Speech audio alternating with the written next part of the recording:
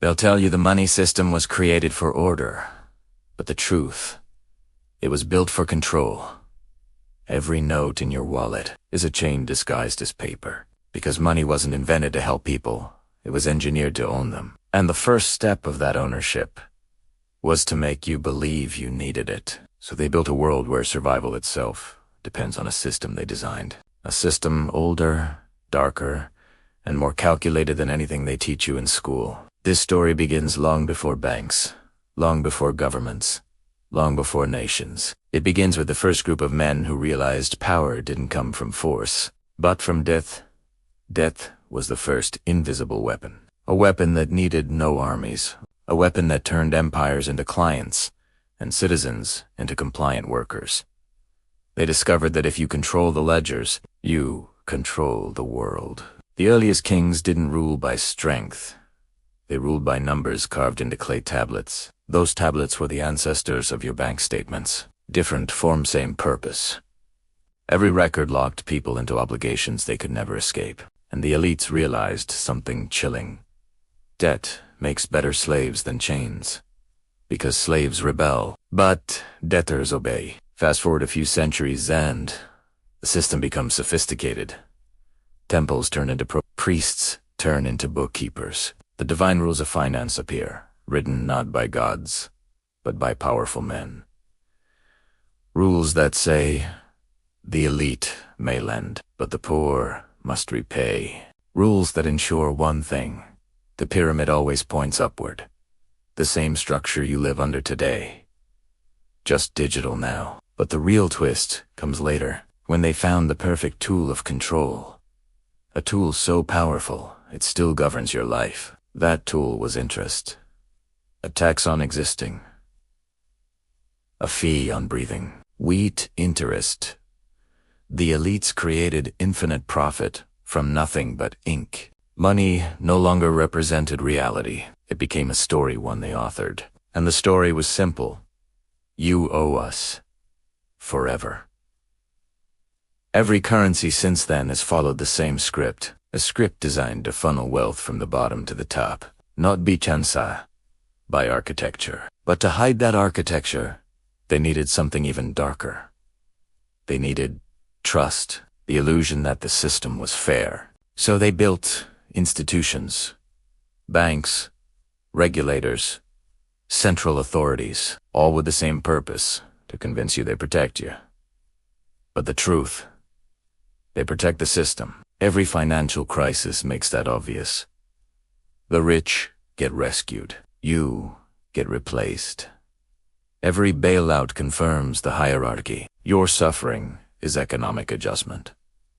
Their mistakes become your debts. Their gains become untouchable because the system isn't broken. It works exactly as designed, but something changed in 1930.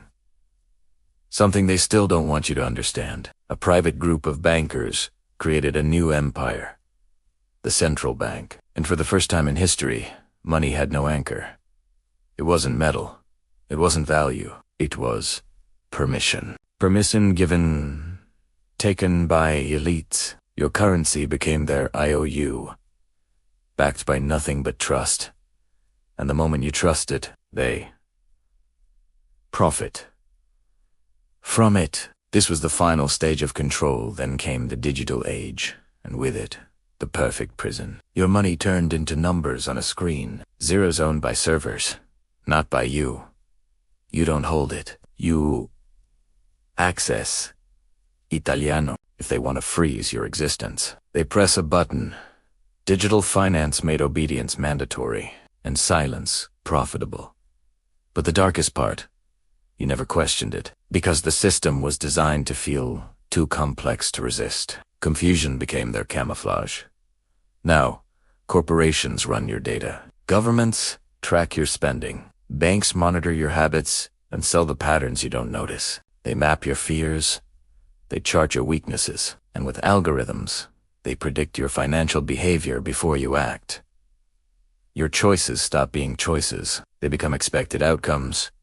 Every tap, swipe, and click feeds their control system. They don't need chains when the cage is invisible, and the key is in your own pocket.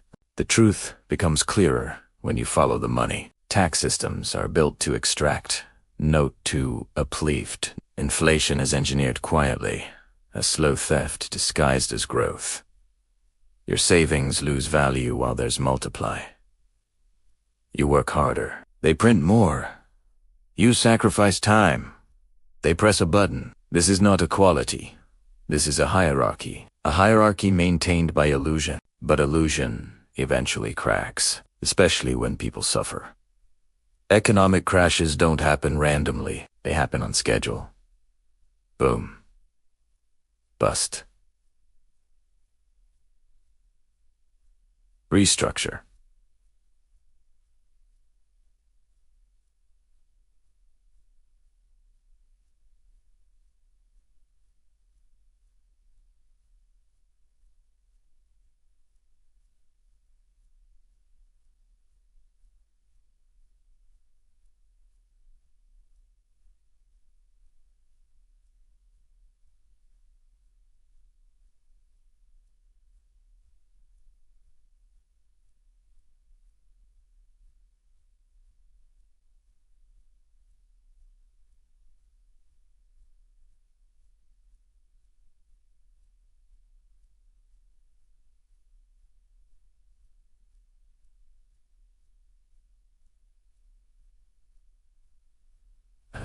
Crashes are cleanses for them.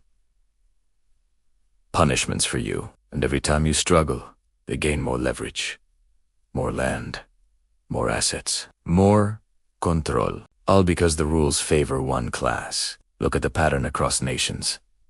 Debt gross never shrinks. Countries borrow endlessly from the same institutions. Those lenders dictate policies, laws, priorities.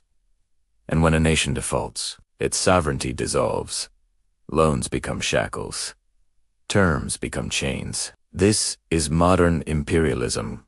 Clean, quiet, financial. They don't raise flags anymore. They raise interest rates. Because the world is not ruled by armies. It is ruled by balance sheets. So where does that leave you? Inside a machine you didn't build. A machine designed before you were born. Refined while you slept. A machine that feeds on your labor and calls it normal life. A machine that rewards obedience and punishes awareness. But awareness is dangerous. Awareness breaks trust, and the moment trust breaks, their control cracks. Because power only works when you stop questioning it, and questioning it is the first act of rebellion. You were never meant to hear this. Not in this detail. Not this clearly. This is the part of history they keep off the curriculum. The part that reveals why money feels like a cage. And now that you've seen the structure, you'll never look at money the same again. Because the system wasn't built for you. It was built to control you.